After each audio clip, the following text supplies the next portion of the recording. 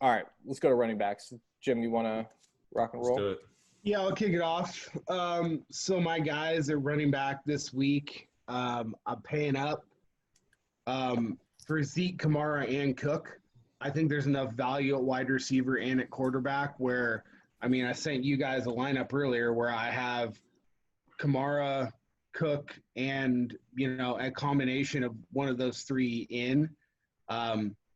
Those are my high-price guys that I'm going to. Myles Gaskin is my low-price guy that I'm going to at $5,000. Everyone's going to be playing Ronald Jones. I just think Ronald Jones sucks. So, he could – and he's got fumbling problems. And Arians has that weird thing where if you put the ball on the ground, you're basically just, dead to him for the rest of the game. We saw it a couple weeks ago. Could certainly happen again. My mid-tier guy is Clyde Edwards-Hilaire. I think he's just in an absolute smash spot. I get everyone's reason for playing Mike Davis. He's just flat out mispriced at 5,100 in the volume that he's going to get. But at 18 to 20%, I'll have my sprinkles of him where my roster construction dictates it.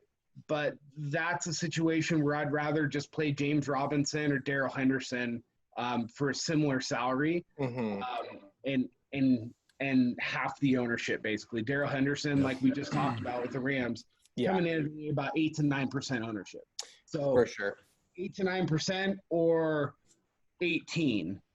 Yeah, and Henderson and Mike Davis, by the way, they're $100 apart. So Mike Davis is 57, not 51. Okay, so but still, that's still I see what you're saying. But I don't know. And then obviously I love Dalvin. I won't steal Joe's thunder on that one because I know he's all over him. But I can't see really going. Gaskin is probably going to be my floor.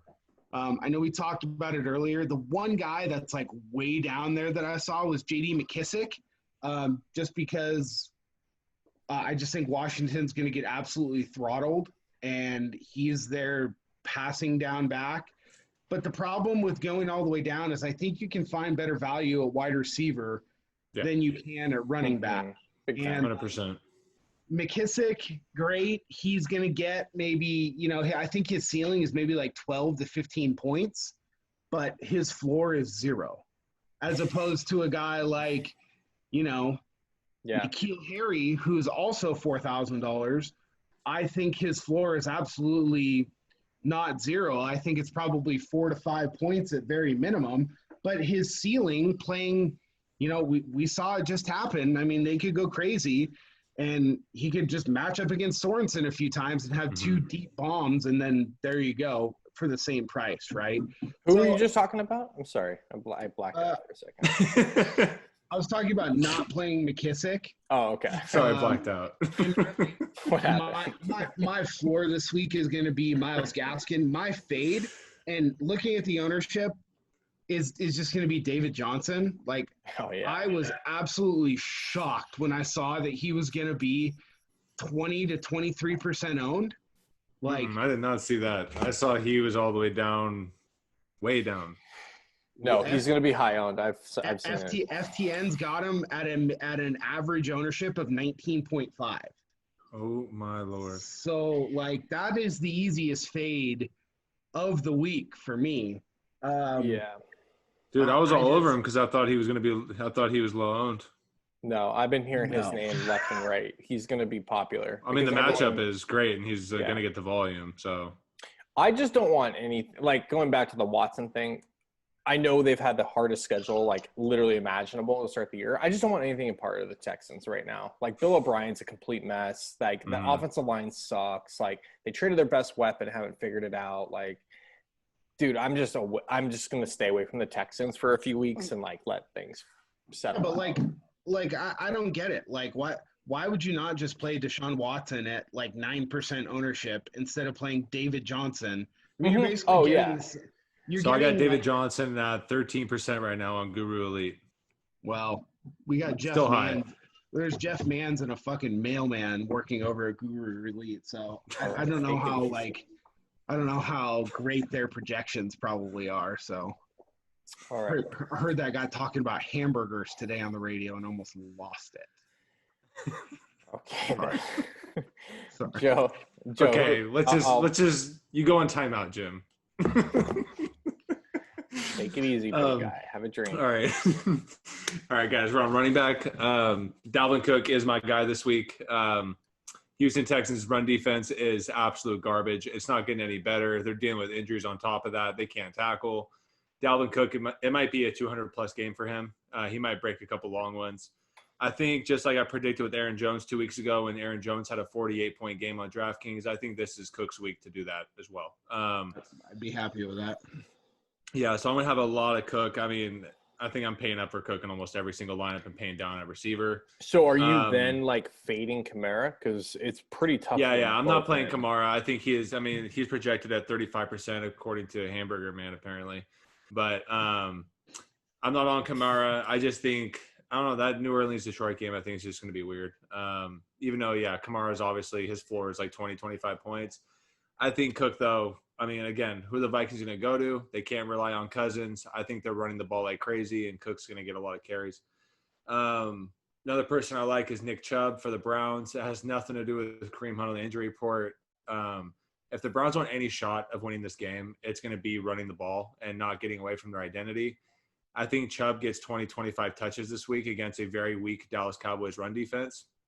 I can also see Chubb having 150-plus yards this week with a couple touchdowns. So those are my two guys I'm pricing up for. Yeah, what's up? Oh, no, I was just going to ask, is there any news on Kareem Hunt? Because he's playing. He'll play, but he's not taking practiced. carries. He's playing out of the slot. He's playing in those weird positions, and he gets carries at in that third quarter time, and they're trying to rest Chubb for the fourth quarter. Kareem's been getting those carries. I'm not scared of that, just like with the Eckler deal and the Chargers. Even though obviously that situation with the Browns, the two best running back tandem in the league, I think Chubb still gets 20, 25 carries and goes over 100, 150 yards with a couple touchdowns there. Hopefully Kareem Hunt doesn't steal a touchdown or two. Mid-tier guys, I'm between Robertson and I'm just calling him CEH, Clyde Edwards-Hilaire. Looking at the two prices, it's hard to go with Robinson because I'm so big on the Jaguars going through a shootout this week. And Clyde Edwards-Hilaire, his floor is just too high with the Chiefs. Person I also like this week, and unfortunately he's high owned again, it's Kenyon Drake. His volume is just so high. I know, Vinnie, you do not like him. And honestly, I didn't really like him either, but his volume is just so high. The Panthers are so fucking bad. I mean, the Chargers had a shit game plan last week. The Chargers didn't do anything correct on offense, and Eckler still put up 30 fantasy points. Yeah. So I just think Drake has some, I think at $6,000, fuck it. You got Mixon in that same range, and again, Mixon hasn't proven anything to me because the Bengals won't run the ball. I was on David Johnson, but apparently he's going to be super high owned, so fuck that. And Ronald Jones with Tampa Bay Buccaneers, if he can remain low owned, I got to have a little bit of him, but that's it. There's not many other running backs I'm on. Yeah, so it's just interesting. So looking at the ownership projections, Drake is at about 15 to 17%. Mixon's at about 17 to 18%, and Hilaire is at about 15 to 16%. Like you said, Joe, out of the high guys, I mean, I'm just like messing around with it right now on DraftKings, and like you can easily play a Cook and Camara lineup. Oh yeah. Very, very easily. See, like this week, I don't mind if both my running backs are 20% owned because I know all my receivers are going to be below 5. Yes. I do not mind my running backs both being over 20, 25% owned at all. Does not bother me this week. Yeah, that's sure. why I just said screw it. I'm just going to jam in. Camara, especially once Michael Thomas was ruled out. Yeah. That's it for me. That's the only reason. I love Cook, but to me, Camara's the show in town. He's getting 25 touches minimum, and if there's a shootout, he might get 30 touches on Sunday. But you can easily play them both, and you can easily play. I have multiple lineups with Cook, Camara, and Edwards-Hilaire in them. Mm-hmm. Like, And then what, you're paying down at quarterback to who?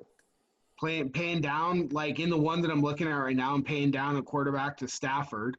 And then you're just Right. rolling out with like Scotty Miller and Renfro.